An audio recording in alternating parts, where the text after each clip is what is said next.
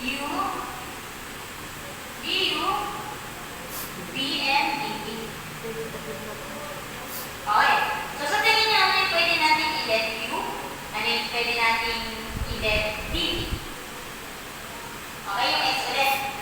Okay lang? Opo. Okay. So, ngayon, i-let U natin is yung X. Derivative ng X ay 1 1 dx. dx. Kakalimutin dx. Okay? Ngayon, itong part na to, ito na yung ating db. Nagets yun? Okay? Kasi ito ay Derivative ng ulat ko lang. So, gusto natin kasi isa na maging u db. Tama? So, itong part na to, ito yung u. Itong part na to, ito yung db. Nagets? Kaya pagka nag-equal na siya, ito na lang kukunin natin. Ito yung magiging value. Okay? Uulit-ulitin na yan para matandaan natin. So, sin x dx. So, ito yung kailangan natin value ng b para makuha yung derivative ng sin x dx. Ha? Diba ang kabaligtaran yan sabi ko, cosine, cosine magkabaligtad. So, derivative ng cosine ay negative sine. Tama ba? Tama ba? Siyempre po, sa inyo yung negative. Diba ang derivative ng sine x ay negative cosine? Eh, wala naman itong negative.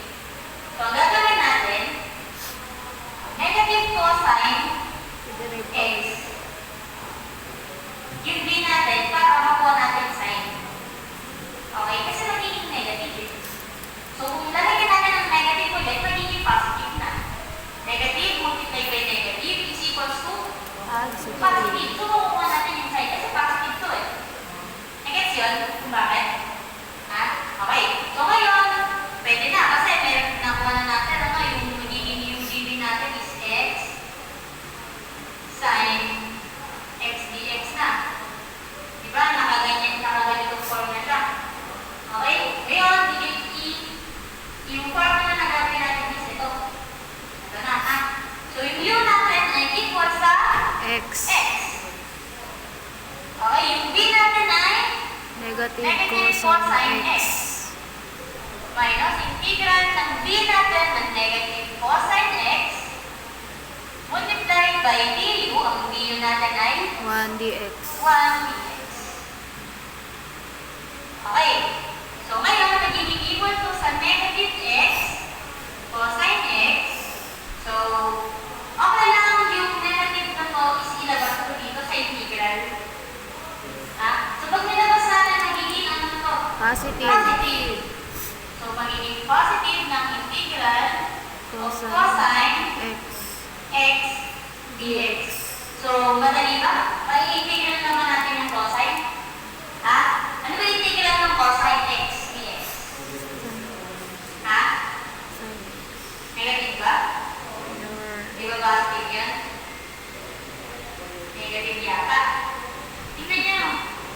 Ano ba yung nasa notes nyo? Ha? Positive. Positive. Positive.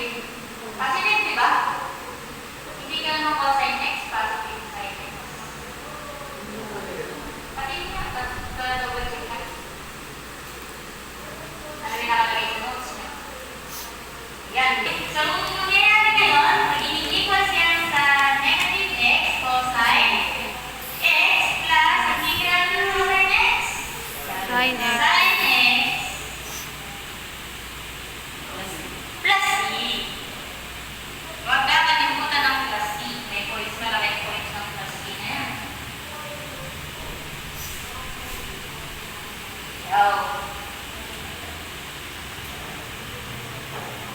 gets?